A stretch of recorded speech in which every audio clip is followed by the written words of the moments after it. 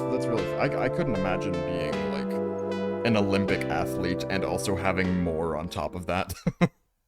That Yeah, Yeah, it's that a lot of. that must just be their entire life. I have no clue no, what they must be 100%. going Yeah, through. that's their job. Like Yeah. Simone Biles or someone. Imagine Yeah. Simone Biles was fucking cracked at 120 star. That would be crazy. Oh my Yeah. god. Anyway, welcome back to the JLB Podcast. My name is Joker. My name is Needle. And today we have on someone who, honestly, he doesn't really need an introduction. He is the former world record holder in 120 star for Mario 64 and 70 star, I believe. I'm pretty sure he was in 70 star. Yes. And he's a world record contender in both of those categories if he tried in 70 star. Cheese, welcome to the podcast. Thank you. Every time I hear people say former world record holder, there's a slight PTSD moment. Right? Oh no. But at the same time, there's a overarching feeling of, joy and like acceptance and like, yeah, I did that. It was good. Yeah. And then And- the possibility Yeah. of maybe not getting a world record ever again and being okay with it and being happy with what I did. But, it's still possible. That's something that a lot of speedrunners have trouble, I think, finding, is that they don't really realize their legacy. Like, no matter if you never get another 120 world record again, or any world record in a 16 star in Mario 64 at all, your legacy on the game will Yeah. last until it's dead. Yeah, Because people you are were- still gonna. that, yeah. Because you were so You, like, people dominant in are- that game. Yeah, people are gonna still know you as one of the Titans. Like you helped this game thrive, so it makes sense. Yeah, people tell me that quite frequently, and yeah, it makes sense. I think as a competitor in something, whatever it is, not only speedrunning, it's probably a common feeling. Well, that feeling of like losing relevancy and stuff like that, Right. Yeah. And it's not that it's just hard. Like as human beings, when we're so used to being at a certain level or working to be at a certain level, and then you experience being at that level, and then you aren't anymore for a while. As human beings, it's kind of impossible for us not to feel bad about it. And it's not that we Yeah. don't realize what we've done, but it's always that feeling of like, I need to be the best. I need to be the best. I need to be, and it could be good or bad. Sometimes it affects your mental a lot. Yeah. I spoke to Mhm. Simply actually about this a lot, of just the feeling of constantly feeling like you have this Mario. It's like a monkey in your back, it's just Mhm. forever there, and like you feel like you need to never quit. That you always have to just keep going forever. It's almost like an obligation. Yeah. And obviously, it's not. And I guess we have this fear that we will start hating the game Mm-hmm. because we feel like it's an obligation now, but at the same time we still enjoy it. We still Yeah. enjoy it. We still want to play. So like, it's weird. It's like a bunch of emotions that we don't really know how to process yet. I think that's something a lot of speedrunners feel to an extent. I know I did for sure, probably to a lesser extent, because Mario 64 is like the largest speed game ever, I think. Probably. But Definitely one as of when the top. people lose their world record, it seems like they especially for the first time, if they lose it for the first time, it feels like they kind of get imposter syndrome. They don't exactly know how to feel. Yeah. They don't know whether to be sort of angry that they lost what they got, or if they're friends with the person who has it now, like you're friends with all the 120 guys, then they don't know whether to feel happy. Obviously you feel happy for them, but you're sad that you lost something that you love. But I think it's just the hope and the drive that keeps you going, because you know you're good enough to get it back eventually. Yeah.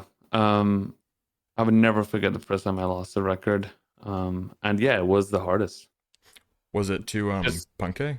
Yeah, it was Punke. And Yeah, I remember. it probably would always be the hardest. because it's the first time. That would always be the weirdest feeling. And I remember it was right after SGDQ 2015. It was the first GDQ I've been to. I had the record for not that long. Went to the GDQ. We did the race, and it was like the most amazing experience. And then I actually met up with my aunt and my cousins in Orlando right after GDQ, and we spent like a week in Disney World, like a little vacation. And during that vacation, so like a few days after GDQ, Punkay beat the record, and he got the first 140. Oh. And I remember feeling like legit depressed for like 2 days, like at Disney World. I told my aunt like I lost the record, and I was like feeling really shitty about it. And I was like, I want to get home. I want to go home and like play again. Yeah. And like I don't know what to do. I gotta get so that weird. back. Yeah, and now it's just like now I sometimes literally forget. Sometimes I'm like, who has a record again? Oh yeah, Ouija. Like I don't. It's crazy how it is now. Like it's how much has changed. But yeah, I mean the record has just improved so quickly. It feels like because it feels like it took forever to get from 145 down to like 139, and now we're almost down to 135. Someone's getting a 135 any day now probably, and it's kind of weird. I think it was 2020 that the first 138 was gotten. Maybe the 138 was 2019. Yeah. So I got the unverified one with the main one. Oh, yeah. Where it has the really laggy ending. Yeah. No. That was a different one. The 138 problem with that was when my capture card cut out for like 20 seconds in JLB. Oh no. No shot. Yeah, I think I remember that. That's what happened. But I mean, so the first, I guess, official one was actually the break the record one in early 2020, right before COVID. Right. That was the first 138. The first verified one. Yeah, and the 139 is what took really long. That was crazy because the first 140 was summer 2015, and then first 139 was summer 2017. Took a full 2 years just for 1 minute. Yeah. And we went from 137 to 136 so fast. Yeah. Well, it makes sense though, because carpetless. So carpetless, yeah. That'd make a big difference. So that was kind of a weird one, but yeah, carpetless was always something I felt like would have been implemented eventually. I know there was this route that was conceptualized a long time ago where I think you would do LBLJ, finish Bowser, do SBLJ, finish Bowser, and then go up and do RR first, just to get it out of the way. And you would still save like 20 seconds or something. Yes. But now that what's the orthogonal Jones? Is that what the setup is called? Orthogonal Jones, yeah. Now that that's found, it's like you don't even really think about it, I feel like. That's the one that I do, right? When you pause. I think so. Midway through that's the one found by Desnig. Yeah, Desnig. Yeah. So yeah, that's a good setup. That's what I do. But funny enough, most of the top runners don't do that. They do the other one. That is, in my opinion, harder, but also a bit faster. But I think just getting it at all is like you're golden. Yeah, exactly. It's like 1 second difference really, but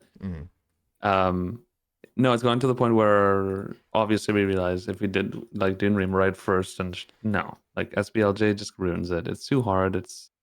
And then you're losing like 30 seconds of the time save. So people, you just get used to the fact that it's a hard strat, and yes, it's at the end of the run, but I mean that's the game, man. That's the game. That's the competition. So yeah, and yeah. It's honestly it's not that hard. Like carpetless, yes, it's difficult. There's the frame perfect pauses and stuff, but again, it's just muscle memory like anything else. It's not. I wouldn't even say it's not the hardest trick in the game. It's just that if it's the only problem is if you mess it up, you're dead. That's the problem. Yeah. The problem is that it's a big time loss. What do you think's the hardest? Do you think like Tsukishima cycle? Honestly, yeah, maybe Probably Tsukushima. Tsukushima and DDD 100, I think. Yeah.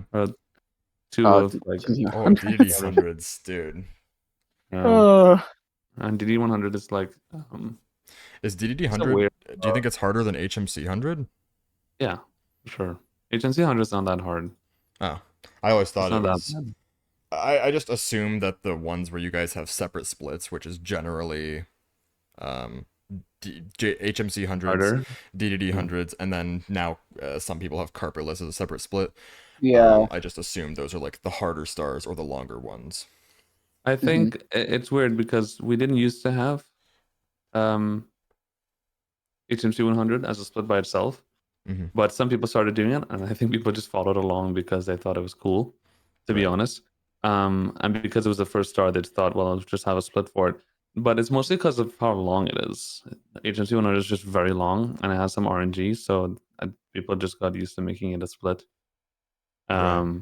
Like I think like because SSL 100 is like in the middle of the stage, not in the middle, but it's like it's not like first or last.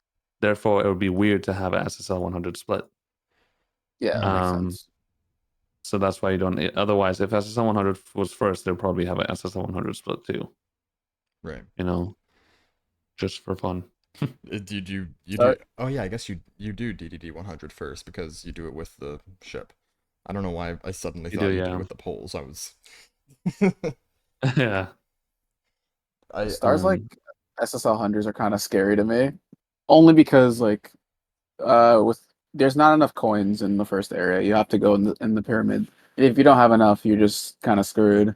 Mhm. And it's like stuff like that is like I don't like the fact like why did they not add more coins to the first yeah. area or let you go back and forth between? I Mhm. never understood that. That's like the only area where it's genuinely scary if you don't have enough coins. Because at least with LOL, you can get 100 coins outside, but normally it's not fast. But you can still like there's still wiggle room. But if you screw up in SSL, it's just over. It's so Yeah. bad. I hate it so much. Here's a question for you, Cheese. Mhm. As people get more confident with carpetless and get it more consistently, do you think there's a world where eventually people start doing, when they get to Tippy, instead of going um, Wing Mario TTC RR, they go RR TTC Wing Mario? I'm surprised it Hmm. hasn't been done already. To be honest, I thought that's what Yeah. people would do, Huh. but I imagine they don't do it right now just because there's still a lot of nerves that get to you after you finish carpetless.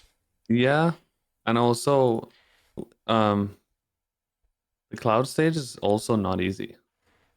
It's Yeah. also a hard star, especially with the strats they do now. I will It's not easy. I will Everything be is right hard in back. Tippy. Yeah, sure. Yeah.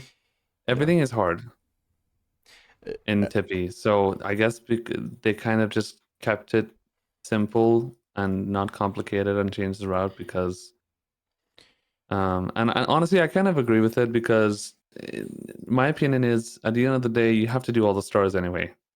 Right. So you might as I think there's a level of comfort in knowing that all right, I'm in Rainbow Ride, I could focus on Carpetless. It's the last stage in the game. I don't have to worry about TGC and Wing Cap after this. Mm-hmm. So I could just focus on this and then I'm done. Yeah. I think it's better that way, to be honest. There's also two different schools of thought once you get to RR because it's would you rather get carpetless out of the way first or would you rather have a good RR without all the nerves Yeah. and then do carpetless last? Because I know Simply does carpetless first, but I think everyone else for the most part does I do it carpetless first too. last. Oh, you do it first? Yeah, me and Simply do it first. That is just I think that's completely a Preference thing. preference thing. Yeah. Because for me, I like it first because I would be spending the entire time in Rainbow Ride on the other stars just thinking about Carpelos the whole time, and it Right. could potentially mess me up otherwise. Yeah. On the other stars. So my mindset is to get the star over and done with, and then I could focus on the rest. Yes, I'll be nervous because I got Carpelos, but you're gonna be nervous regardless. Like, let's be real, you know? Yeah, If, if you get to you're gonna be RR, nervous. you're gonna just your nervousness is gonna build up as you get to carpetless because you're Yeah. star 1, star 2, star 3, star 4. You realize okay, it's coming down to carpetless. Not to mention, it's a pretty crappy feeling. Like if you have a really good rainbow ride, and then your last star is carpetless, and then you mess it up. It's like, damn, you know. Yeah, and so that's why you'd rather just get it out of the way first. Yeah. That's fair. That happens. Well, I guess that happens with every stage because realistically, you could do them in any order as long as you're doing the route correctly. Yeah. I know some people do some people do hundreds and womps first, but also some people do cannonless first or owlless. Fuck it, I don't know. Yeah. Yeah, it's But- usually cannonless first, especially if they're doing assault cannonless. Yeah, assault or long jump. Yeah. Is long jump like Long jump is like it's viable? Is it viable at all? I don't know. I I've think never tried it. I I've think only seen Luigi 16 did star it. runners do that. Yeah. Yeah. I've only ever seen it done in 16. Sometimes Ouija likes to do it, but I mean he's Ouija. Well, So Ouija's just a different breed. yeah. So no, it's pretty silly in my opinion. I have a pretty tough opinion on a lot of those kind of strats. Mm-hmm. In a sense that I think some of those strats are just a scam, to be honest. Like You I think? think that salt cannonless is a big scam. It's Oh, yeah? it's just not a good idea. Mhm. I don't think we should be doing it, especially in 120 star and stuff, because Yeah. it's not really a kind of strat that you can get really and truly consistent. Like I think one big problem with language that we use is I think one big problem in the speedrunning community is language that we use.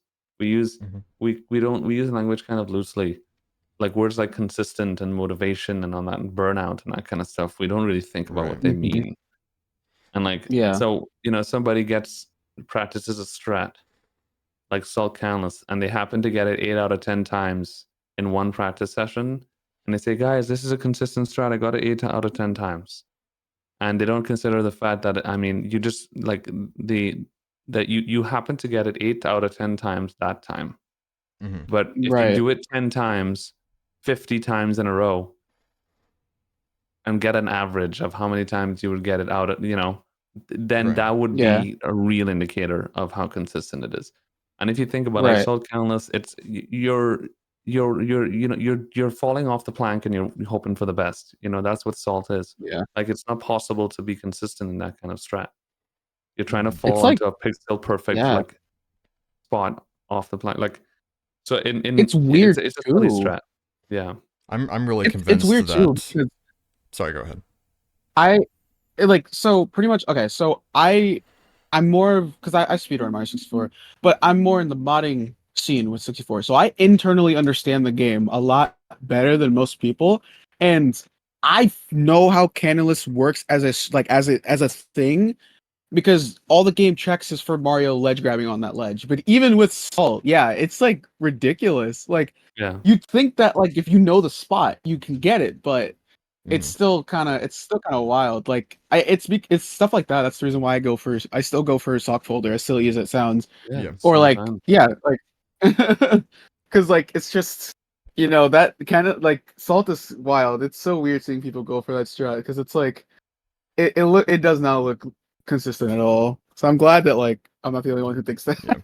No, I I'm still do. I do self folder sometimes. Mhm. I don't even do not even texture setup. Even texture setup, I think, is a scam sometimes Yeah. sometimes. because sure you can get texture setup pretty consistently, but for you to really get that strat really consistently, Mhm. for you to call it a consistent strat, you have to like sometimes lose time making sure you're on the right texture to then get it. Yeah. When in Mhm. that case, in a lot of those cases, you're just going to save time doing sock folder, which Yeah. is genuinely a consistent strategy. Yeah.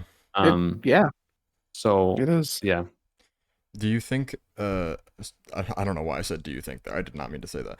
I'm convinced that long jump cannonless is just a Hail fucking Mary. it is. Yeah, It definitely is a Hail Mary, just like OG Cluster. I don't think there's really any setup other than textures for that. I think you just long jump at the wall and hope. I think the same about salt, but and that's my opinion.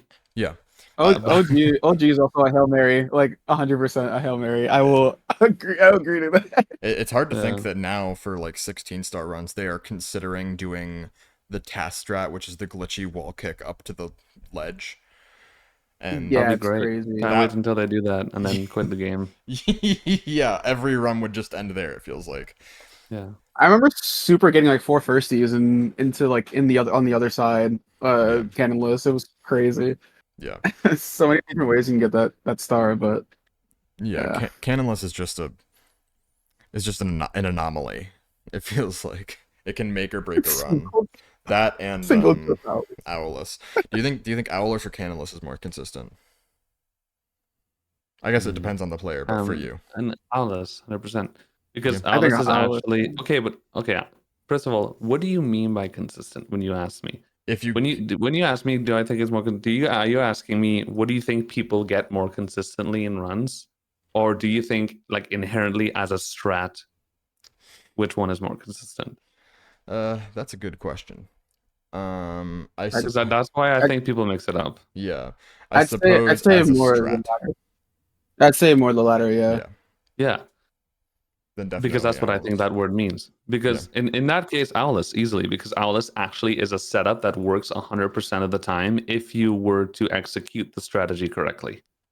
And Salt Whereas- isn't something that will work. Something like Salt or the Long Jump Canalus, you can practice it as much as you want, but you would always have those moments where if you think you are executing everything correctly and you just happen to not fall on the correct pixel and for Yeah. like 4 If your times in a angle- row, and then you're like, why am I missing it? Yeah. I missed it 4 times in a row. It looks like it's correct to me because Yeah. there's no you know what I mean? Yeah, I know what you mean. Yeah. Yeah. There's really no indicator if you're gonna get it or not. It's either you do or you don't with Cannonless. With Owless, yeah, like there are many different ways to do the trick, but you know that if you practice double or triple, like you'll still get it. Like if you know how it works, you'll still get it. There's no pixel perfect thing that you have to do for Owless. So I could definitely see it. Like, yeah, Owless is definitely the more Yeah. consistent strat. That whole sure. that whole stage just feels like an anomaly to me because there are Yeah, Womps in is- 16-star, obviously they go downstairs, they do HMC, SSL, and LLL as well. Generally, the strats they're doing in LLL, SSL, HMC, you'll see in a 120-star run as well. Womps, chances are you're not going to see strats that you'll see in a 120-star run. Like, top runners don't do, or some top runners still don't do double jump Owless, and I think maybe top 5 in 16-star does. Right. Yeah. And obviously Salt, and you're not going to see a lot of Salts in the 120-star. Yeah. Yeah. I guess that stage has been so optimized to the point of insanity.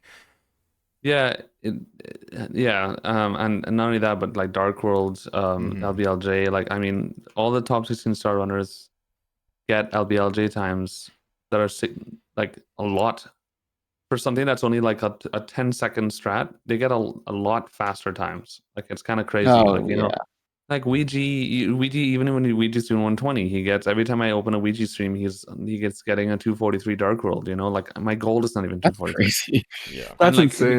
because he did 16-star and he grinded that out and he optimized it because he was doing 16. Like, and all this top 16-star runners that get these crazy Dark World times that 120-star runners never get because we have 120 stars to worry about. That's why. Yeah. Whereas they have 15 as minutes opposed to the of 16. optimized gameplay. Yeah. Right. So that's the thing. Like that kind of shows what is possible in Mario. If we were to do what 16-star runners do in their run for every single star, will be insane. Right. 64 is a crazy ass game. Like, yeah. But that's why it's like always. That's why you could always beat the record. It's always you could always go faster. It's one of those games where it's like not only is the vanilla game insane, but like mods and ROM hacks of the game are insane. Like seeing a Star Road run is just as crazy as like vanilla. Same thing with co-op. Like I've been seeing a lot of crazy co-op games recently and like runs recently, and oh my god. Yeah, like dude, it's insane the things that people will come up with this game. Like it's It's very surprising. 64 is the only speed game that I've seen, other than maybe Doom, that has beginner, intermediate, and advanced strats for stars. I don't think I've seen that in any other game. Most of the time, Yeah, it's you could just argue pretty much almost most of at the time it's start. just here's how you do it. Practice it, you'll get it. Yeah. In 64, there's a clear line you take to get to the top, which is beginner, intermediate, advanced, top level. It's wild. Yeah, game. I think well, a lot of it has to do with the fact that there's so much because it's so popular. There are lots and lots of people that work on the game. Right. So more things are figured out and found because of there's so much people. Yeah. And things like TAS are actually helping out the community now because that's how the carpetless was found. Just Yeah, it yeah, wasn't pretty what much. I think we had GTM on a couple episodes ago, and I think he explained that it was just a bot doing random inputs until it got it. That's insane. Yeah. Like, I couldn't even begin to know the process of what they do to figure out that kind of stuff. Like when it comes to tasters and stuff, the knowledge they have is like honestly underappreciated. Mm-hmm. mhm. Um, it's crazy, like what they even think of, like what they could come up with just from the knowledge they have in the game. You know, somebody Yeah. like Cryptolith to be able to even come up with the idea Yeah. of that strategy for Carbolus. I mean, he has crazy knowledge that Yeah. I It even is. don't realize. You know, I didn't even know who Cryptolith was. I didn't know. I never heard of him Yeah. before Carbolus. I'm gonna be honest. I Mhm. didn't either. I You had no know, clue. and it's just crazy that they're just lying. It's There and these are like there's there's something so much about knowledge. the 60 there's something about the 64 community that kind of puts a smile on my face with stuff like this because it's like even outside of this, like the speedrunners, you have people who are genuinely dedicated to figuring out everything about this game to improve on it. Like Mm-hmm. people people like Pan and Koic making a 3-hour video on invisible walls. Like Yeah. that's crazy. Like that, like I saw that video and it really put a smile on my face. And I'm like, there are really people that are this dedicated to really finding the inner workings of this over 20-year-old game. It's crazy. Yeah. I love the dedication I that, don't know how there's you still know, things being found. yeah, that's what surprises me. There's still things that get found to this day, and I don't know. It makes me happy to see that people still have a lot of passion for this game. That because like a lot of games that are younger than 64, they're like people don't have that same passion. So it's really nice to see that Even with people Mario still care. games. Yeah, it's Because nice to see that people still care about it. the Mario games are generally more speedrun. I don't know exactly why. I guess because they're the most popular. I'm not exactly sure, but I guess maybe it's just platformers. I don't know. Um, A combination of everything, I think. I guess so. Yeah. But you're not gonna see the level of insanity of that 64 is in Sunshine or Galaxy or Odyssey. You're just Mhm. not gonna find that anywhere else. Yeah. At least not now, I but mean, a lot of it does have to do with people like Siglemic and stuff. Because like Sunshine even around the Siglemic days, Sunshine was being speedrun a lot by a lot of people. Hmm. Before I started speedrunning, I was like watching a lot of Samurai Man and Stelzig and all these old school speedrunners grinding SMS and beating each other's records. And they had like a few hundred viewers each, you know. But then there was Siglemic who had like 10K viewers. But and I don't know what it is about Mario 64 specifically there's that something. made that yeah that did that. I Maybe it has to do with YouTube videos being so popular about the game. Like I think when task videos of Mario came out around then, I know the 120 star task came out in 2012, for example, and those videos probably did so well on YouTube Hmm. that it Wow. brought people to that game specifically, and When then did that in watch? turn found Siglemic and then thought it was insane. Right. So they saw the tasks and were like, "Oh my god!" And then they found Siglemic and they're like, "Oh my god, this guy's doing it for real, like and actually playing." And and maybe that's kind of what made Mario 64 what it is. But I who knows for think sure? I think Siglemic did have a part in it. I also think that um to a lesser extent, but still to uh I guess to make the game more popular, summoning Salt as well, because I remember his 120 star record progression, while inaccurate, was really popular when it first came out. It's what made him. When Um, Yeah. I think this is that 20, was like, I don't even 2016, remember, 2017. 2017, I think. Yeah, Wow. and Yeah, that brought a lot of people to the game as well. it did, but the game was already huge before that, though. Yeah, it was Yeah, huge, and it was. it just keeps getting bigger. There, Actually, it's only gotten less popular. In terms of numbers on Twitch, it's gotten.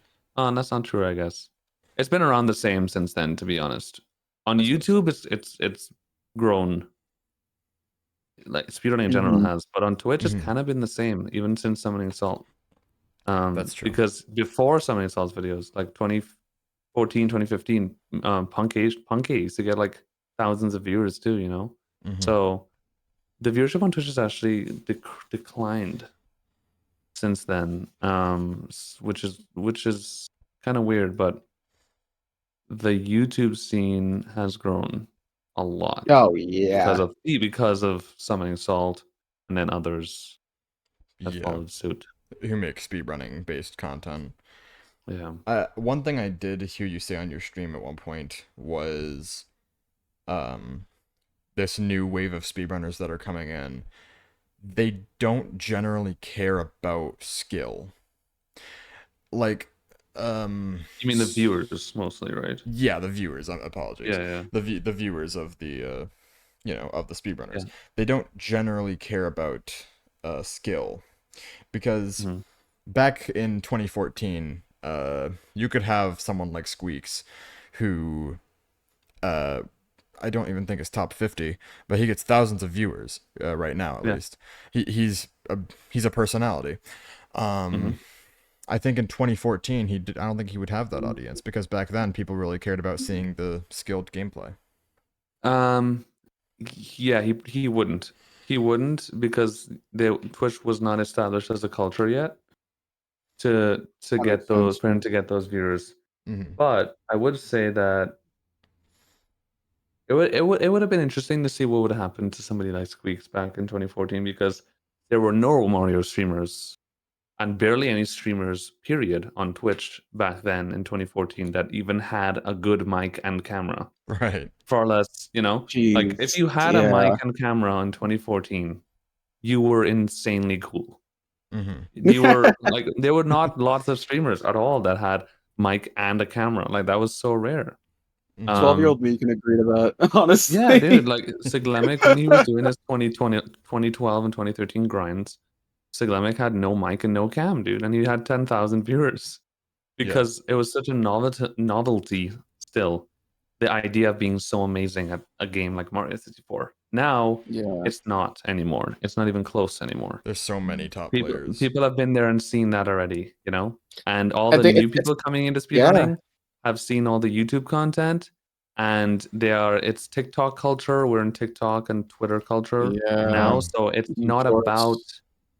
it's not Yeah. about who's insane anymore. It's about it's about memes. It's about being funny. It's about memes. It's about clickbait. Pretty That's what kids much. are Yeah. growing up to now. It's kind which of is unfortunate, which is kind of weird, but because I don't think that a rule applies to Liam, because I don't think Liam is that much of a meme lord as people make him out to be. Well, Liam is a special case. Liam Liam is a very rare Twitch streamer. Is Liam he? is like Clint Stevens. He's the kind of Yeah. streamer yeah. that most people wonder, why does this guy have thousands of viewers? Yeah. Because he seems like any other person, any other streamer.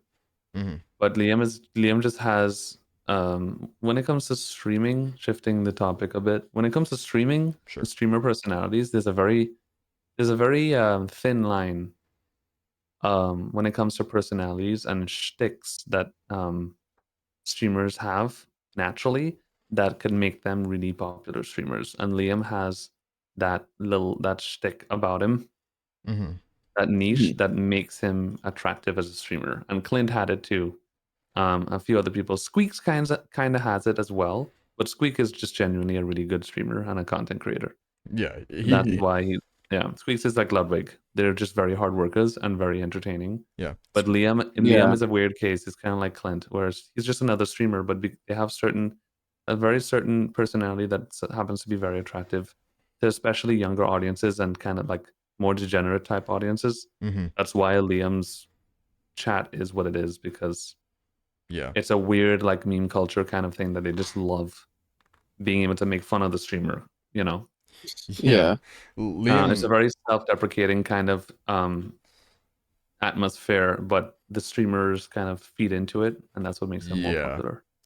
yeah. Mhm. Yeah, Liam has that variety streamer personality, but yeah, he just happens to also be a top player at Mario 64. yeah, It's just yeah. coincidental, I But suppose. it is true that a lot of his viewers now, at least, don't care about his Mario. Most of Yeah, them, if he like, he do almost anything, and he still has most of his viewers because it's about Liam they and watch what for else is him. what next is Liam gonna say? Yeah, You know, Yeah. that's what it's about. It's not Basically. about like it's like, oh, yeah, he's good at Mario. That's great. We don't care if he PBs or world records. Like at the end of the day, it's whatever. I want to see what he says next. You know, what can I clip next? Mhm. That's hilarious. yeah. That's what it's about nowadays, compared to 10 years ago when The game. it was about the game too, because people around 10 years ago that were teenagers 10 years ago, they grew up 10 years before that, like early 2000s, playing Mario 64. Mm-hmm. Yeah. So in 2014, 2013, watching people like Siglemic and Punke, it was an extreme nostalgic feeling watching these people play their childhood games amazingly. And that's what that viewer base, that's why there was so much attention. But now in 2024, 10 years later, the teenagers and stuff coming into Twitch watching content now have Mhm. zero nostalgia for these games because they didn't even know, they didn't play them growing up. They played Call of Duty and Right. shit growing up. Yeah. So that's Damn. why I think that's where most of the idea of people don't care anymore about how good you are at the game comes from. Mhm. I think that's where most of it comes from. Yeah. Yeah. I don't really Oh, that's because kind of crazy. with Liam as well, Real? he took a long break from not only Mario but also from streaming. Yeah. From I think 2020 to 22, 2021. It was about a year. So about it a was year. like COVID until about, I think start yeah, of COVID up to like mid mid 2021. 2021 or something. Yeah. Yeah, and he's been back ever since, I think. Um, Yeah. and so he just built up his audience from there, I suppose. I think before that it was like you said with it was mostly just Mario 64 viewers watching for the game. Yeah. So I think in 2020 when Liam was grinding hard. Wait, hold on. When did he take his break? I think he took his break like more than he was still around in 2020 for a while, and maybe like around mid 2020 or something is when he stopped. But from like 2019 to like mid 2020, Liam was I was on break in most of 2020. Mm-hmm. Simply was coming back to the scene, but Liam was like getting the world record. He got the world record, and he was like the number one. Mm-hmm. And he was grinding, like he was streaming every day, going crazy, and he was also building that memer kind of like streamer personality. Right. That's where he gained most of his popularity. And then when he was like at the peak of popularity, he then took a year off. So then when he came back, it was like, oh my god, he's back. Everyone was like super excited, It kind of was like when hype. Clint has come back. Yeah. So and I think that break actually probably helped him because when he came back, it got even more attention, Mm-hmm. and he kind of just rolled with it, you know. Um, Yeah, Yeah. but there's a lot of luck in streaming too. There's a lot of happenstance, like kind of it's weird. It is a very weird Yeah. industry. Because now to be popular, you have to uh I guess the way to get the most viewers is to not only be good at the game but also just have that personality. And most people Yeah. it's one or the other. Yeah. Yeah. So it's unfortunate, but it's how it I is. feel like it's like weird. For me, I feel like in a way, I'm kind of glad I'm not in that scale of being popular. Like enough people know me, like Cheese, you know me, and like most people at Pace know me. Mhm. That's all I care about. I don't like that. Obviously, that's just a me thing, but I don't know. I don't really like all that attention. Like it's like weird to me. But like I said, I feel like enough people know who I Yeah. am and what I represent. So that's good for me, honestly. Like Some people are just fine playing on their own. Well, there's some people who don't even like streaming their runs. They just record them. Yeah. yeah. Um, Yeah. and Totally. and it's always okay, but it's wasn't there a term for that back then? It was like some Super Metroid runner. I'm trying to think. Was it Bismuth? I Um. was it? I think it was some there was a term back in maybe 2016, 17 called bismuthing, where you would get bopped by someone who doesn't stream and only local records. And I think that was no, not hoarding. Hoarding is keeping world records from someone else. Um but I think it was sort of a derogatory term against bismuth, which people are more accepting of it today.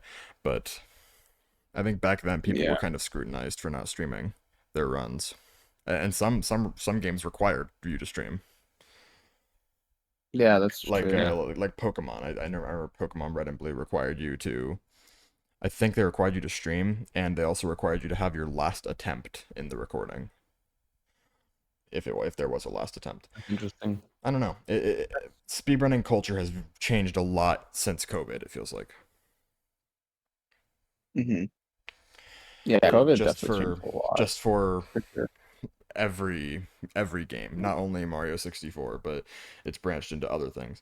I think what is making people, or at least during the COVID era of speedrunning, I think what made people really get more into it was Minecraft, weirdly enough.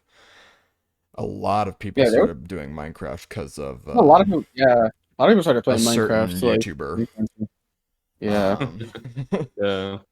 who ended up cheating in the game. Yeah. Uh, yeah. That's all we'll say about that. Let's yeah, dive down that rabbit hole. but Yeah. Minecraft.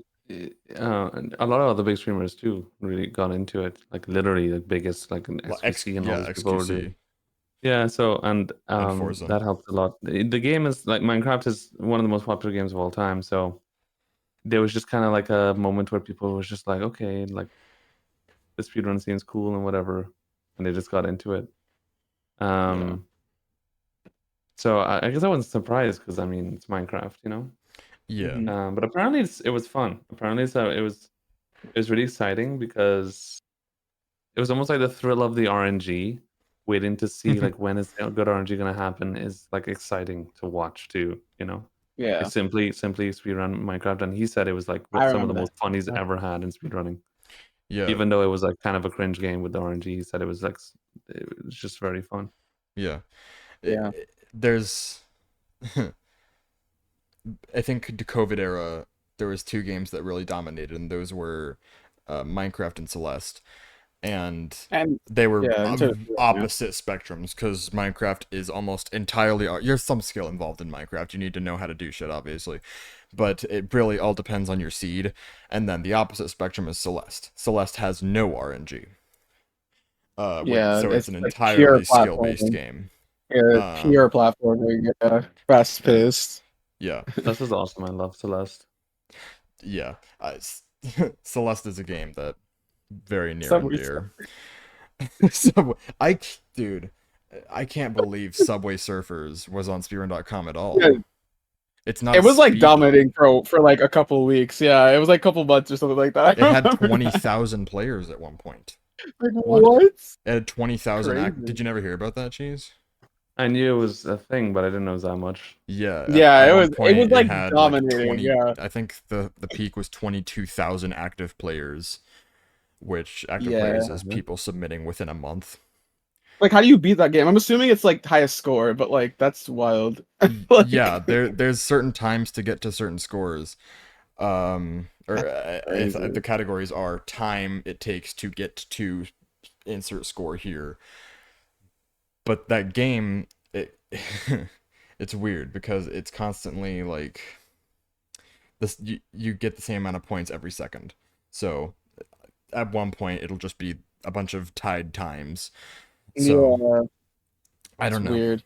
It is very odd. That's I keep saying this word. It's definitely an anomaly for speedrunning, and now it's dead. But I think 141 active players. yeah, Still pretty crazy. it's still pretty popular. But I think Ultra Kill right now is what is the most active game on SRC. But how long have you been into 64 speedrunning, Cheese? It was 10 years last month. Really? 10-year anniversary? Yep. Yep. That's Happy 10 years. crazy. That's crazy. Yeah. How old are you now? Wow. 29. 29. So you got into it when you were 19. Give or Yeah. take. The That's age That's- that Squeegee is right now. Wow. So I'm Luigi was pretty sure- 9. Yeah. That's he was 9. crazy. When did you start streaming? I gotta like, cause I swear I'm pretty sure I've watched you for a very long time. When did you start streaming? Pretty soon after I started. That was about May or so of 2014. Oh my Mhm. god. Yeah. I was like, oh shit. I was 2014. I was like 12, I think. That's crazy. Wow. That means I was about 12 when you started streaming. That's crazy. 10 years. Yeah, I remember starting the game, like started playing it. I think I was like 6 or 7 when I started playing 64, so that would have been in like 2008, Yeah. 2009. So yeah, I've been playing this game for a very long time. So it's crazy to know that I watched you like at the beginning. That's crazy. Oh my god. I never really played Mario 64 growing up, to be honest. Really? Yeah, it was I don't know, it's kind of weird because when I got into speedrunning and when I found out about speedrunning and started watching it, it was never really about Mario 64 for me. It was about my favorite thing to watch was OOT. I was about to say 100%. Ocarina of Yeah. Time. I loved it so much, and Mhm. I never even watched Siglemic to be honest. I remember there was this one clip. I think Siglemic and Punkation were about to do a race, and I think you said that you wanted to join the race, and then Siglemic said something like "leave it to the big guys" or something. Oh yeah, Oh my yeah, god. that was the classic clip. Yeah, Siglemic Um, just I don't know what happened, but I feel like a lot of people just hate Siglemic now. I don't know. I know there was a Clint Stevens clip where he like banned Siglemic and started chewing him out, but I remember that, yeah. but I don't know what he did. I'll have to look into it after the podcast. So you Sorry, yeah. did you speed ran OOT? You had I did, yeah. Did you have record in that? No, but I got to third place at one point in Oh, 100% wow. in That's actually 2017. crazy. In My 2017. god. And then when they made the entire switch to VC for 100%, and everything changed, the whole rod change, and Right. I didn't even have a Wii or anything, so I kind of was just like, all right, I guess I'm done. Virtual Console is a different beast for like both that game and 64. I don't know what Yeah. they put in the Wii juice, but Virtual Console it's something else, man. Yeah. It's very complicated because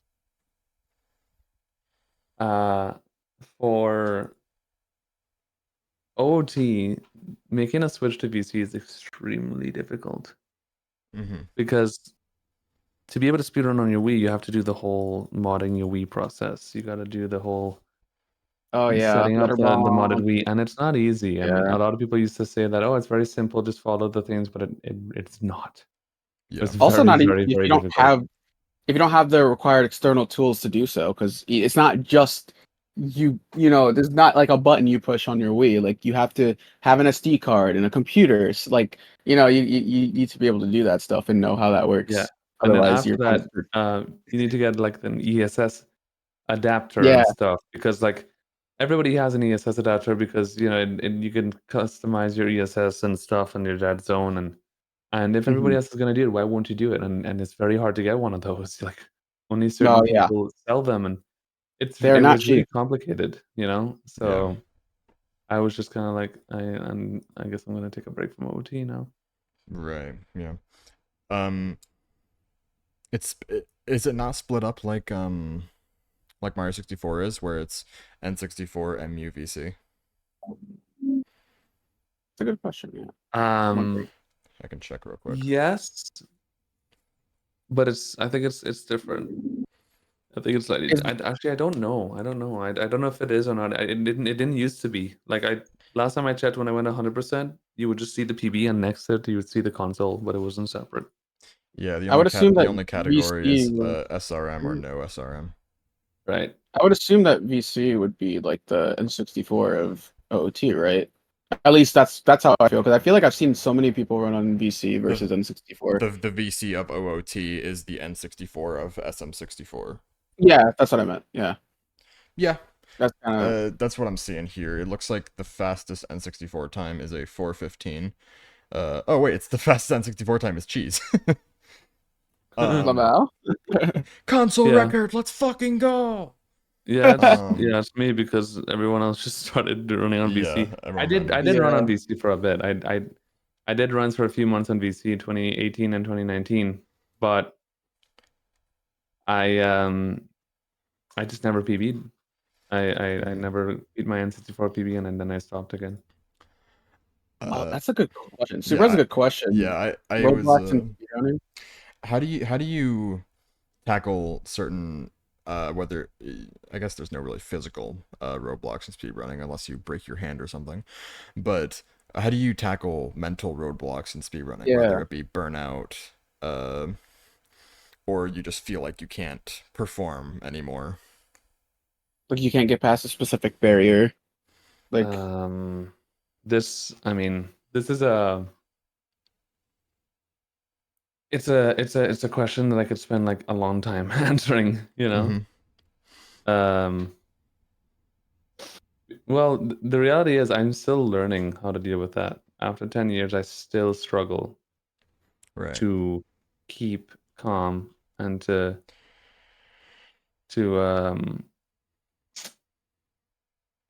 mostly just to keep calm and to control the ego, because it's all ego. Like almost 100% of our frustrations and our inability to not reset a bad run or whatever is just our ego, because we build this ego after years of speedrunning and being good at the game, and our focus constantly just being get better at the game, get green splits, get PBs. That just builds this ego and makes you, like, deep down inside, you get this feeling of like, I don't deserve bad runs. Like, oh, this run is like shit. I don't. It's like, how dare I continue this run? Like I could play so much better than this. And that's why I said pretty recently I've been having the thoughts of like what if in speedrunning, ever since the creation of speedrunning, the idea of resetting was never allowed? What if resetting was never allowed? That's in the sense that, that's a crazy reality. What if resetting was never a thing? So every run you start, you finish. It would be so much different. Or there was some sort of punishment or something for you to, if you decided to like reset a run or something. How different would speedrunning be? And how different would we be mentally? It would be a lot different. I can guarantee you that. Because we wouldn't build this ego. We wouldn't build this idea of like resetting in the beginning to get a good time. Because we still have this concept of like a bad beginning is bad. It's like, oh, we're resetting because why not? Why would I continue a bad run if I could just reset and get a better beginning? Which is like, if you think about it really deeply, it's so dumb that we have that mindset. Why is it that we have to have a PBs where the beginning is good? Why can't Yeah. it be that we have a PB where the beginning was bad and the ending was good? Because I feel I can like guarantee you, you look at most, even most of the top PBs and the last however many world records in Mario 64, the endings are always the shittiest part of the run because of Mhm. nerves and whatever.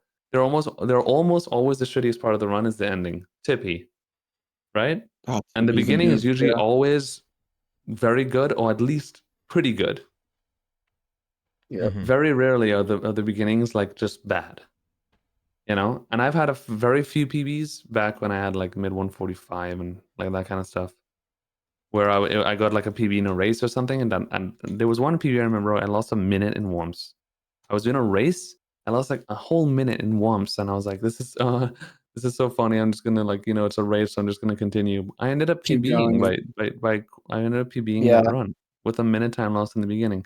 And the Wow. concept in my head, I didn't, and even after PBing, I didn't understand the concept of like, I couldn't understand the concept of like, that still didn't teach me that, oh, I guess it doesn't really matter if the beginning is bad because then I could play good Mhm. late game. Right. I still didn't understand that concept. And now I It, do. And even though I do now, I still struggle with resetting. Right. That's how bad, that's how deeply rooted the ego is.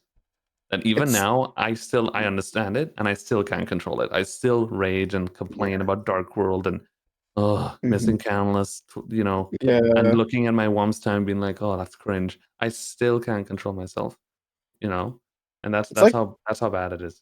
It's it's like just a kind of mental funny. block. Like yeah, it's kind of funny. Like I see stuff on Twitter, and it's like it's always like it's always like it's like that copium statement. Like you can gold bits, but it's kind of real. Like if you think about it, like Yeah, when people are like 100%. they, it's like it's the end game. That end game sometimes it comes up clutch. Like you don't realize how much time you end up saving towards the end because people are always so focused on resetting towards the beginning of the run that they don't even realize that like buddy, that's not the only time. That's not the only time save you may have. Like that end game, Yeah. that end game is important too. That's how I feel like. I guess I'll use Super Paper Mario as an example. That's a game that I've sped around for like 2 years now, I'd say, Mhm. and I had the problem where I would reset at the start. Now, on average, SPM is about a 4 hour game. The world record's like a 3-4x for any percent. I have like a 5 hour time. But Mhm. before I was like 5:15, 5:30. That was my time before. And I used to constantly reset. And I'm like, I thought about it. I was like, why am I doing this? Like, there's no point because the early chapters and stuff of the game, like they may be screwy, but I feel like the latter half is where most of my time saved is, and I feel like I can clutch out a PB. And Hmm. surely enough, like I got I remember it was like during a race. It was like a community anniversary race for SPM, like I think 2 years ago. And I got a PB. And Mhm. then recently I got another one. I'm at a 502 and I feel like I recently started kind of going back to that philosophy of the resetting. I did it recently and I thought about it and I'm like, why did I reset? I could have kept this run going and Yeah. Yeah. possibly got the sub 5 time. It Yeah. like it's such a bad mentality. Like I really think that nerves would be a lot better on speedrunners if they ran without splits. that's also true. I could see that for most Like people. Yeah. if someone just used like their stopwatch. It's Mhm. possible. That's actually helped me with SPM with when at pace when I ran all pixels. I just had a stopwatch. I just used my phone watch my Yeah. phone clock. That's all I used. It was the stopwatch on my phone, and I PB'd like crazy. And every run I did at pace, I kept PBing, Yeah. like because those splits make you nervous. Like I don't know, Yeah. seeing that. Yeah, they do. They do. I think after a long time of speedrunning a game, you get to the point where just by your gameplay, you know if it's a good or bad run, even if you never look at your splits. But it Yeah. probably would help. Yeah, it would help for sure. Because there were Definitely those in the times I would mental. look, and be like, "Ooh, this is a good run," and then you kind of feel Yeah. a little bit You feel scared or good about whatever. Yeah, either you feel too good about yourself and it backfires, or yeah, you get scared, you start making mistakes, which is Yeah, very, very common. I yeah. the amount of times that's happened to me, bro. I'm looking at my timer and I'm like, yo, I'm like 4 minutes ahead, or I'm some crazy time ahead. I got this.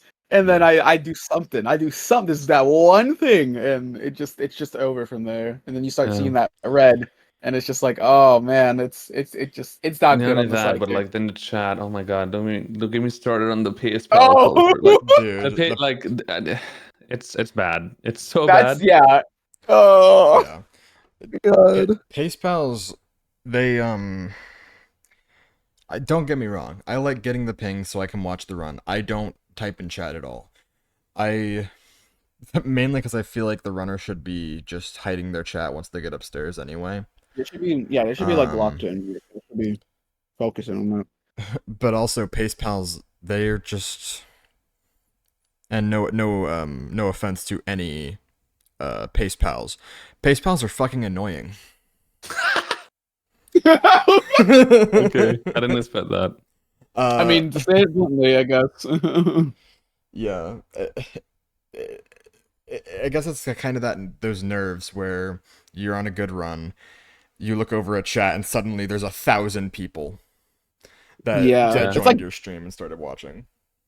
it's like backseating, but to a lesser degree. It's pretty annoying. I can see why it would be very annoying. Especially with like top level runners, they're on a good pace, and then you see a bunch of people join your stream, and now all the nerves are happening, and it's just not. I think that happens a lot with. I don't think it happens that much with Simply because Simply's obviously the server where the pace pals come from. So chances are they're already watching his stream. So I don't think nerves really affect him for that. I think they really affect Callie. I've seen Callie fuck up a lot of runs just because I think he's nervous because of Mhm. the amount of people that joined and started. You think watching. that's a thing? I don't know. I mean, as a streamer, I don't know. I don't know. I will say it's possible. It's possible because he's not around as long as us and not as used to it yeah. as we are. It is possible, but As time goes that's on, he'll get better about it. For Yeah. people, you've been streaming for 10 years, so you know what it's yeah. what it's like. But he, in terms of speed, in terms of Mario 64 speedrunning, in terms of the time you've been around, even he's very recent to the top player level. I guess it's those new top players that really start feeling nerves. I don't think Suiji feels that anymore, but I know that he felt it a lot when he was starting out as a top player, when he was getting his first 16 records. Yeah, I remember when it got to a point where he was like, "Can y'all stop? Can y'all shut up about me destroying 120?" Because he had like a bunch of records from all the major categories, and he like I remember the tweet he put. I was like, "Yo, can y'all like not ask me about 120? Like, People I will couldn't do it stop. when I do it." Yeah, it was bad. He, Like it was. I think he felt a lot of pressure to do 120. Yeah. Because he had every other record and people were expecting a category sweep, or some people were at least. Yeah. I think that it was bad timing to do so because he just got the 70-star record, and then the day later people started asking, "Hey, when are you doing 120?" Yeah. I don't.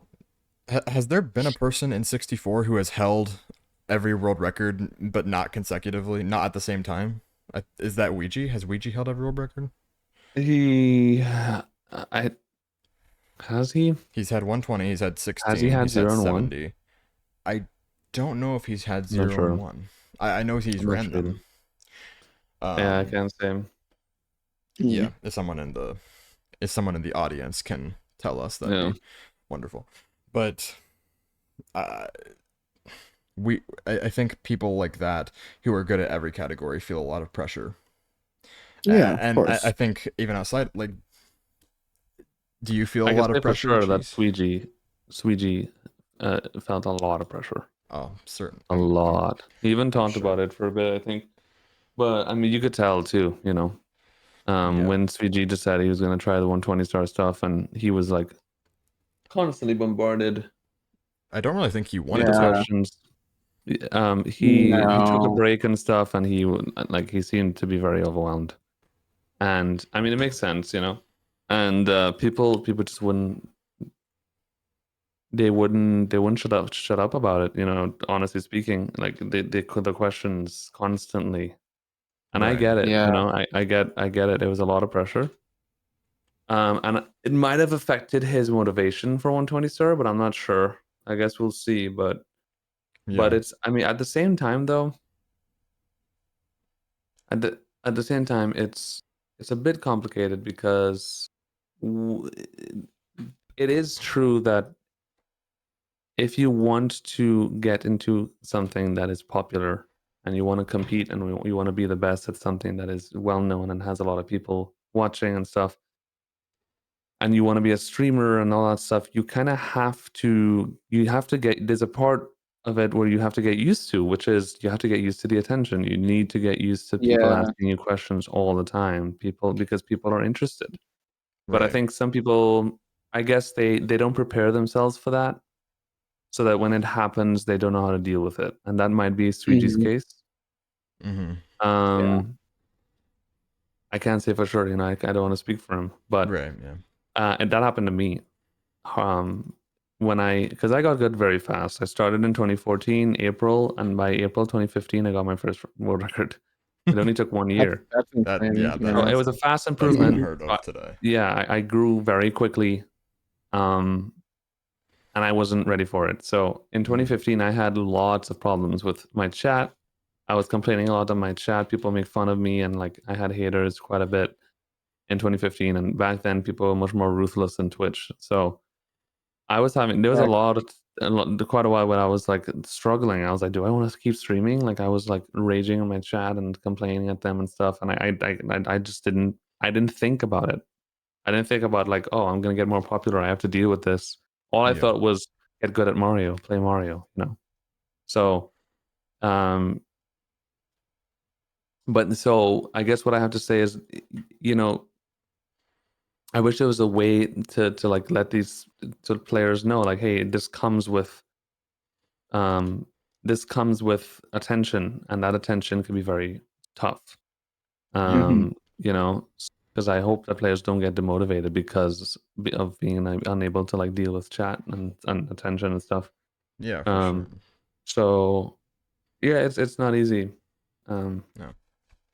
and the pace pals, yeah, they make it worse in a sense that, like, for me personally, when I'm doing runs nowadays and I'm like ahead or whatever, and as soon as my splits turn red, and I don't know if you've seen my splits, but I literally don't even have red splits anymore. I made my red Yeah. splits green Yeah. too, Mm-hmm. on I purpose noticed that. as like a joke to bait pace pallers, and it works. I see people being like, "Wait a minute, it's green, but you're behind." Like what?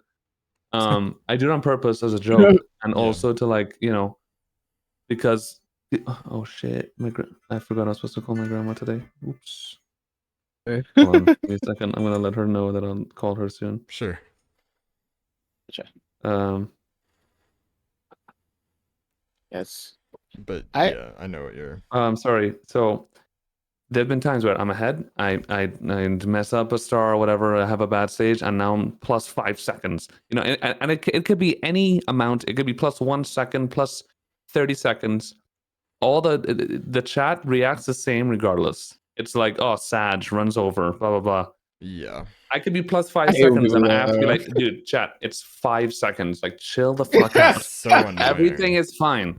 And it really does, like, even to me, it gets to Oh. me sometimes. And I have a lot of experience, you know. I've seen Right. everything I in Twitch, and yeah. I get annoyed sometimes. I'm like, oh my god, this is like, and then I get stressed out because I'm like, oh god, I don't want to be red, because then chat will be freaking out, and then it affects my gameplay. So you can Yep. imagine how people like Yeah. Squeegee or Callie and shit feel, who have not been around for a long time. Like, they, you know, it's very, it's very Yeah. stressful. It must be. I can't imagine. I think Yeah. I think most people just like, yeah, it's the fear of like fucking up in front of like this audience that you've built, and it's like I feel like I'm not gonna speak for it. I'm not gonna say like everyone acts like this, but I feel like a lot of people see level people as just a number on the leaderboard, just another time on the leaderboard. They don't really Low see level the people. person. Top level people. Top. Oh, okay, sorry. Like you they, cut out. they only see them. Yeah, they get a number on the leaderboard. I feel people. I don't want to say all. You're cutting out a I little don't bit, know. but Yeah, I your know, mic is cutting out a little bit. Yeah. but I know what you're talking about. Yeah, it's hard. It's really difficult to obviously a lot of people see the person. Like you're seen simply as see everyone is seen as a person. Liam, Callie, fuck it, anyone. Yeah, remember But it's a lot of it seems like a lot of people these days they don't see the name. They just see the time and they judge them based off of that. Yeah. sure, Mhm. but it was way worse before though. Like I could Was it? confidently say, oh yeah, it was way worse Mm. back in like 2015 and stuff. Mm. It was very bad because again, it was a lot more hate back then. It was a lot like people literally used to come in my chat and be like, you got lucky, it's a fluke, whatever, and they'd call me all sorts of Oh like homophobic God. shit, you know. And then Jeez. whatever, That because was. back then you could say whatever you want on Twitch and people didn't care. Yeah. So, you know, Yeah. there's a lot more hate Cancel because culture was not it big. was always like Siglemic is the master. Like, how could this cheese guy come and, you know, or Punke, whatever. So, but nowadays it's way more welcoming in that sense. I could definitely say that. Yeah. But I'll also say that losing train of thought. We were talking about. Damn, it's all gone. All gone. No, That's I had a We real. were good talking point. That's about real. I had how such a good point. we were talking about how Oh, when people just see the numbers. yeah. There you go. Yeah, I think also it's. I don't think we like the amount of viewers that somebody gets, for example, is not. It's not something that people should pay too much attention to, because at the end of the day, like the Mhm. amount of viewers somebody gets, that has almost all to do with how entertaining they are and how Yeah. good of a streamer they are and how long they've been streaming and how much audience they have, right? Yeah. But Yeah.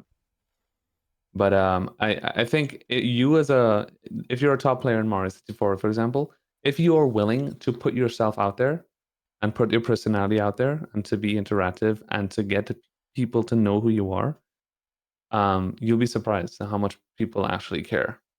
Mm-hmm. It's just that a lot of Especially on. speedrunners don't really care to, I guess, be very open Mhm. Yeah. and personable. So then it may seem as though lots of people don't really care about them, but I don't know if that's the case. And I say that because I learned this relatively recently that people actually really do care.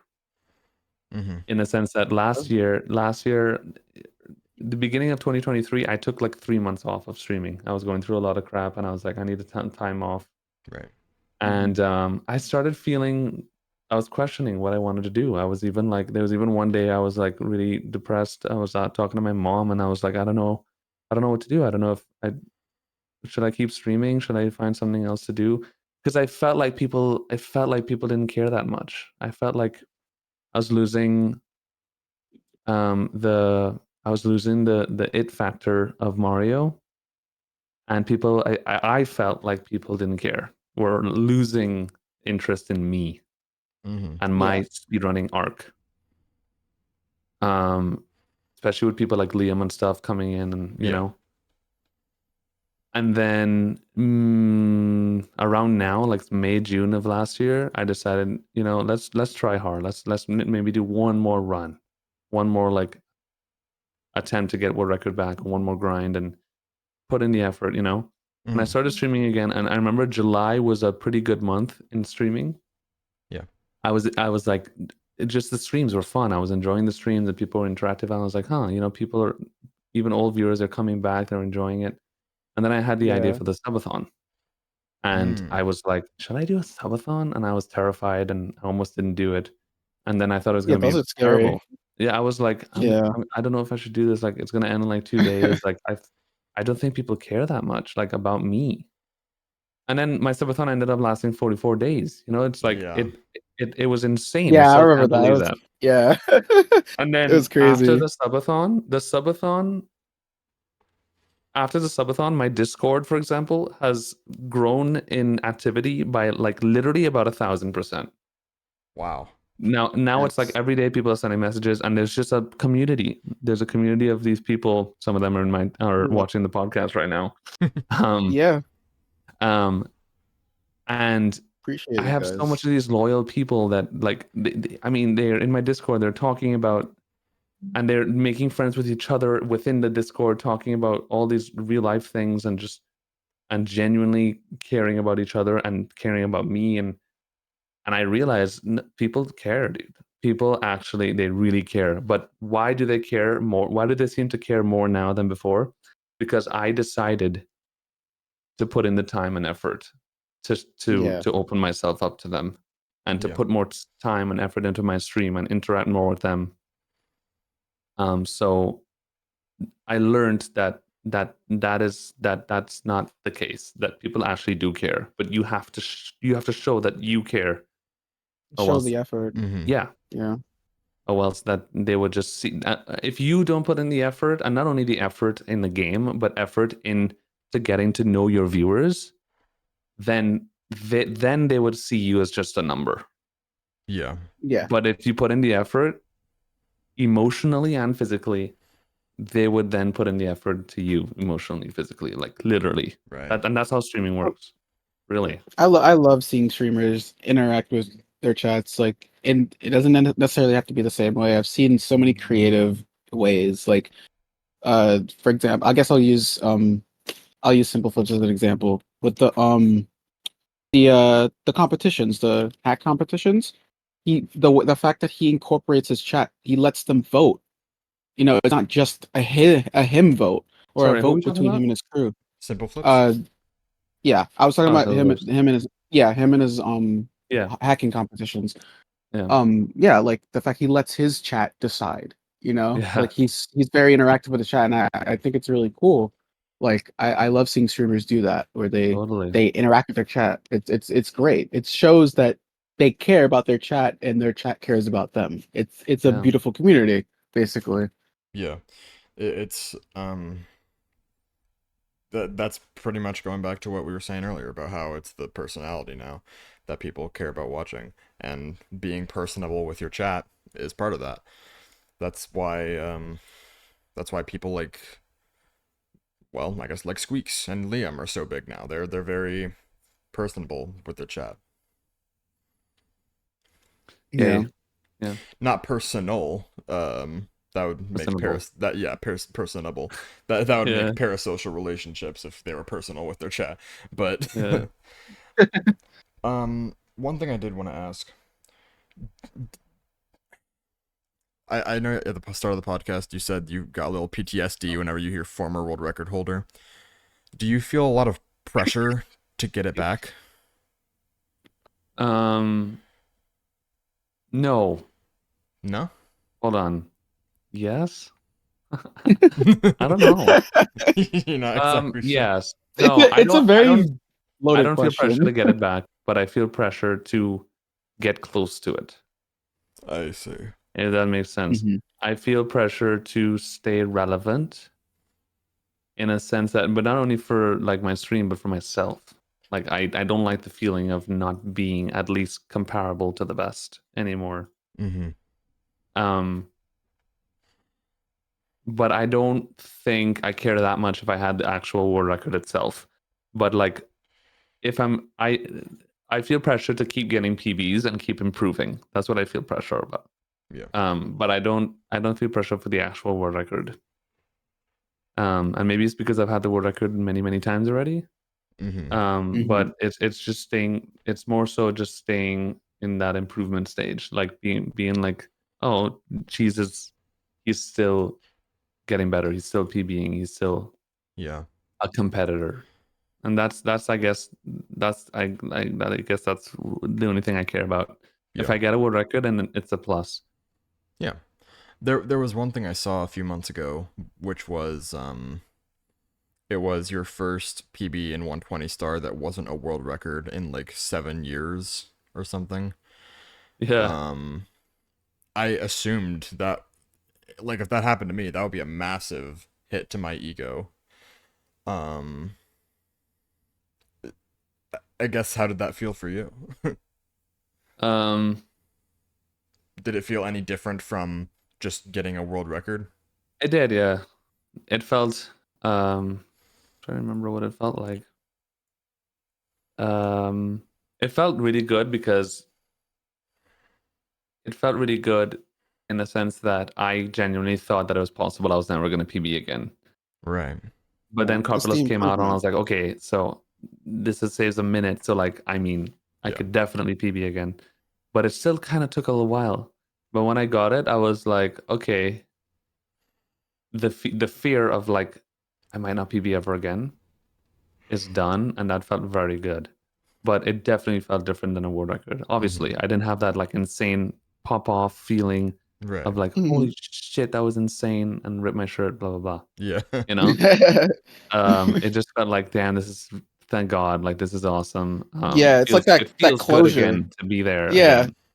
it's like that So, weight lifted off your chest, you know? Like yeah, finally. I know I can improve still. It's a good yeah, yeah, I can it's see just that. that feeling of like, okay, we can still do this because like Yeah. legitimate. You start to have this legitimate feeling of like, am I like starting to experience this like I'm getting old, my hands don't work anymore kind of thing, Mhm. or or do I still have time? Yeah. Um, yeah, Carpetless just all sorts of ways jumbled up the leaderboard. Um, even if Carpetless Heck, was never found, like the RTA viable strat, I think Karen and Parsi, they only started getting world records in 120 after Carpetless was found. They'd still be top level runners because they'd still keep getting better without Carpetless. But I don't know if the leaderboard would have changed that much had yeah. Carpetless never been found. No, no. I'll actually go as far as to say that um, There's a before Carpetles very was found, 120 was kind of dead yeah. It was actually very much plateauing. People because were like kind of bored. It was Ouija's 137.35, and that was considered Yeah, and that was a so. really good time, and people were just kind of bored, and nobody was PBing for a while. Yeah, So yeah. thank God for Carpetless, really. that's true. Thank God. It's kind of crazy. It's kind of insane how Carpetless came at the perfect time, and it's something as crazy as Carpetless. So, Hmm. thank God for Carpetless. Really, Yeah, I think it did save 120. in the back of everyone's Mhm. heads, people knew like Carpetless will happen eventually, but also Yeah. we didn't know how soon it was going to be. And Yeah, it was crazy how fast it was implemented. I think maybe 2 days after, because I know was Punk's 137.34. Did that have carperless in it? Is that why it was only 1 second faster? um, I'm not 100% sure. yes, It yes, it was did. Yeah, okay. Yeah. because So I remember he got the PB and he was like, "This run is so bad," but Carpetless like made me PB or whatever. yeah. I what the fuck was I going to say? Hold on. Give me like 2 seconds. Amazing. The train of thought. Yeah, it just lost immediately. Oh yeah, it got implemented extremely quickly. It was Yeah, found, and then I think literally 2 days later was the Punkay run, pretty much. Yeah. and then I think after that was Parsi with like a 137.32 or something. Uh, and I think that was like It one was day. Marlene. Marlene, Marlene. yes. Yeah. That was one day after Punkay's run. Yeah. Um, and Yeah. then I think everyone kind of had a panic attack when Ouija started going for it because they knew he was going to get it and his time was going to be fucking insane. Yeah. Yeah. I think he had a death in TTC. That run would have been a 135 if he didn't die. Dude, I remember that. Like Yeah. the fact that like I remember when we hit 136, I was like I kind of had like whiplash and I'm like, really? Like we're down to Already? 136 now and then seeing that 135? Oh my God, that pace. Oh Jesus. And It yeah, it scared me. and Like there are still people getting into upstairs, including yourself, who have best possible time as like a 135 12 or 20. and it's just insane the way Yeah, that it's going currently. I think someone made a human, what was it? Is it the human theory task? Where yeah. it's like Yeah. the theoretical best time humans can get or something. Yeah, I that don't was. I don't think that included carpetless at the time, No, I didn't. but Of course not. it was still like a 132. It was a 132, 55, I think, but on emulator. So, Oh, okay. So that should be like let's say like 134. Maybe 130 lowish 134 134, maybe high without 133. carpetless. And it's Yeah. funny because some of those theory times are now now beaten. Yeah, the 70-star human believe. theory time was beaten. Yeah, Ikori has a Yeah. better I time said- than the 70-star theory. Yeah. Time. because the theory I'm not gonna time for lie. 120 is 20. Go ahead. Yeah. Sorry, I was gonna say I'm not gonna lie. I feel bad for like the Tazers of 120. Every Well, time it's y'all just find a 'cause- new strat, It's just because they're things like, "What the fuck?" things just keep getting found. That's why.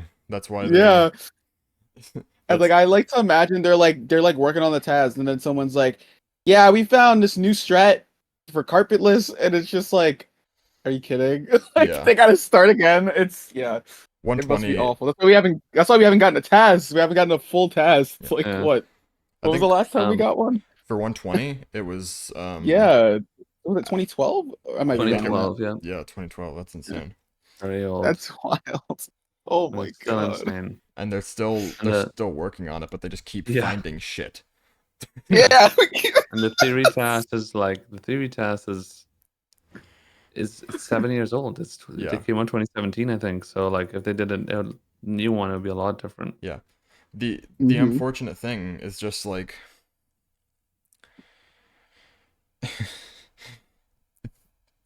sorry, hold on.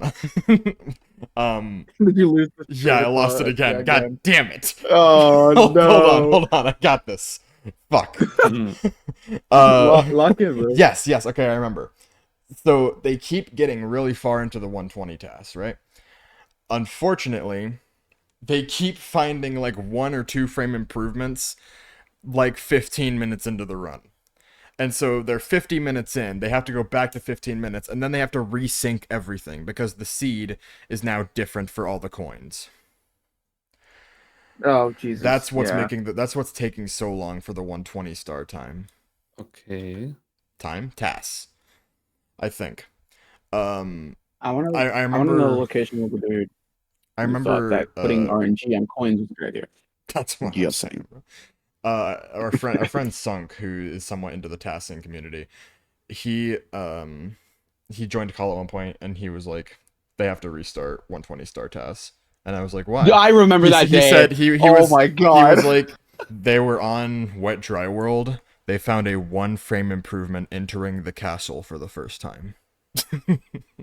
Oh my god. I remember Sunk mentioned that, and I was like, "There's no." And Bro. it's just Oh my. so That's sad. crazy. Taskers are Yeah, it's insane, but I awful. feel so bad for them. Yeah. Yeah. And Totally. there's not a lot of them either. I think there's only maybe 10 people working on the 120 star task. More than I thought, to be honest. Really?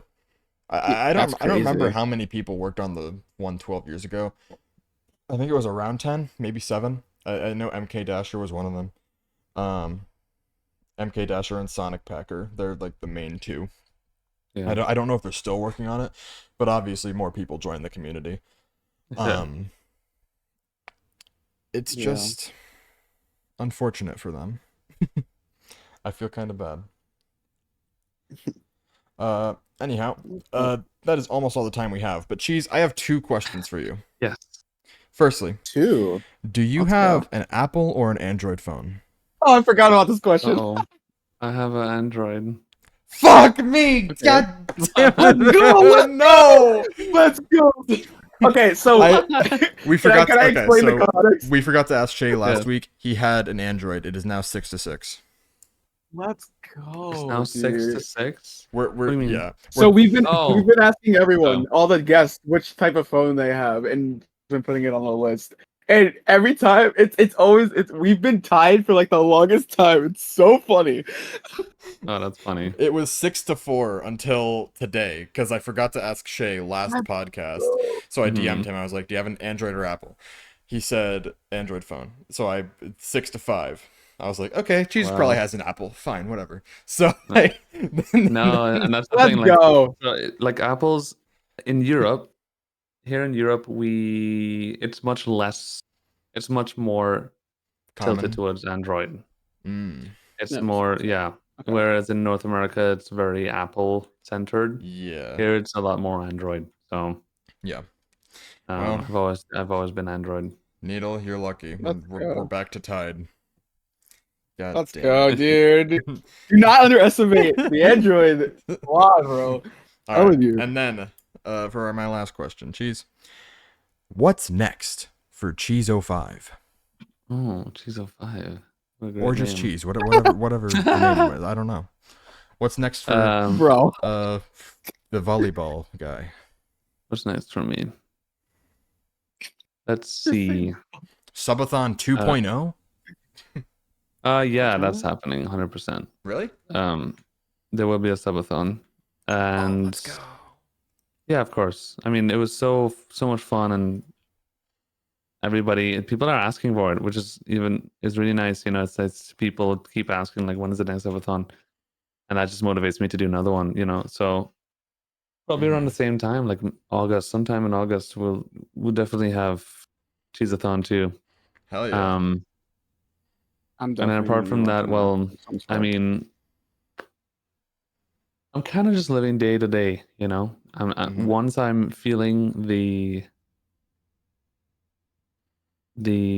joy for speedrunning, then I would always be speedrunning, you know. Right. Yeah. And I think I'm very grateful to be part of GSA. Shout outs to Pace, by the way. Shout outs to Pace.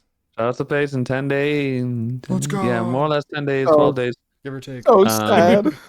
Yeah. Yeah, so sad because We can't go this time. our group isn't Oh, going. really? None of our group can go this time. Sad. We're gonna try to go for the fall Okay. if that happens. What's kind of crazy is if we do go to Pace again, Neil, eventually we're gonna have to do the podcast while at Pace.